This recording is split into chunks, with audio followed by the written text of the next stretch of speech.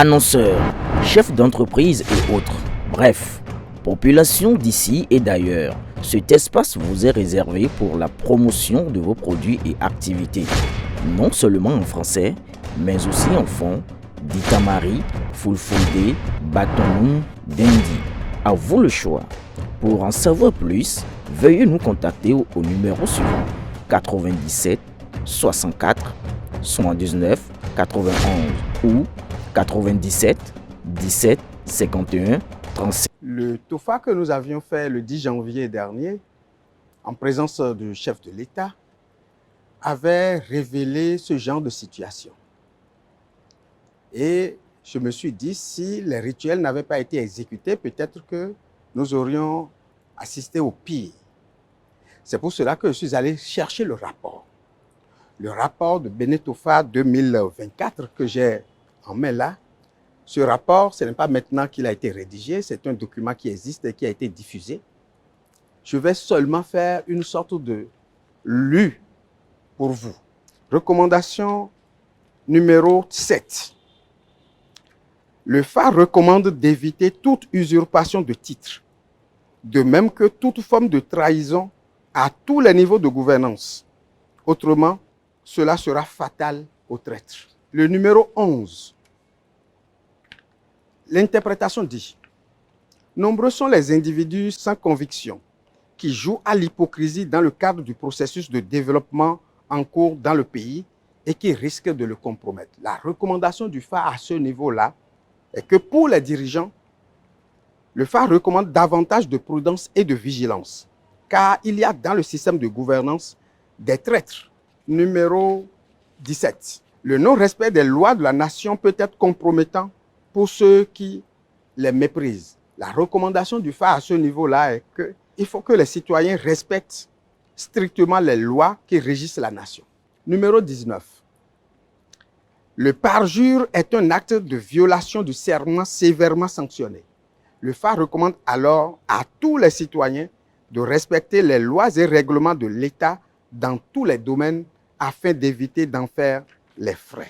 La leçon que nous avons au niveau du récit numéro 3 dans ce rapport, à la page 36 dit « Le phare recommande d'entretenir les vaudous tutélaires afin de bénéficier de leur grâce de protection. Le phare annonce un contexte socio-politique conflictuel avec d'énormes risques d'actes de trahison au cours de l'année à divers niveaux de responsabilité. Toutefois, le phare met en garde les traîtres contre les conséquences dangereuses que réservent ces actes pour eux-mêmes. Il y a dans le système de gouvernance des traîtres qui finiront par être découverts. Le phare recommande aux responsables au sommet de l'État une plus grande vigilance à l'endroit de certains collaborateurs couverts d'habits de traîtres. Quant aux traîtres, le phare déconseille ce comportement d'abus de confiance et de traîtrise qui pourrait leur être fatal. Nous allons dans les recommandations de plus en plus générales.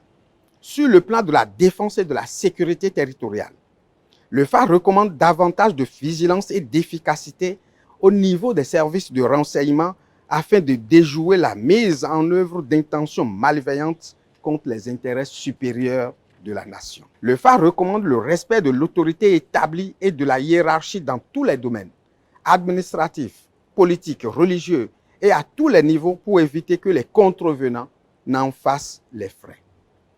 Le phare déconseille les actes et comportements de trahison à tous les niveaux de la vie sociale, économique et politique. Désobéir à cette recommandation pourrait être fatal aux contrevenants. Et enfin, le phare recommande le respect des principes naturels, des lois et règlements de la nation et déconseille par conséquent les actes et comportements de haute trahison, car autrement, cela pourrait être fatal pour le traître ou le parjure. Voilà donc les recommandations du phare.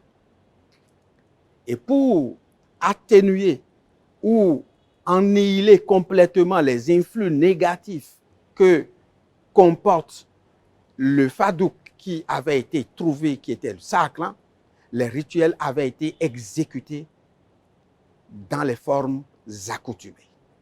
Je pense qu'on aurait pu peut-être assister au pire si ces rituels-là n'avaient pas été exécutés. Par conséquent, nous sommes davantage convaincus que le FA est un outil de développement.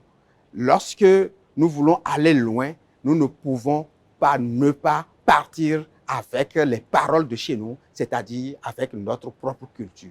Et je pense qu'avec le gouvernement en place, nous sommes dans de bonnes voies.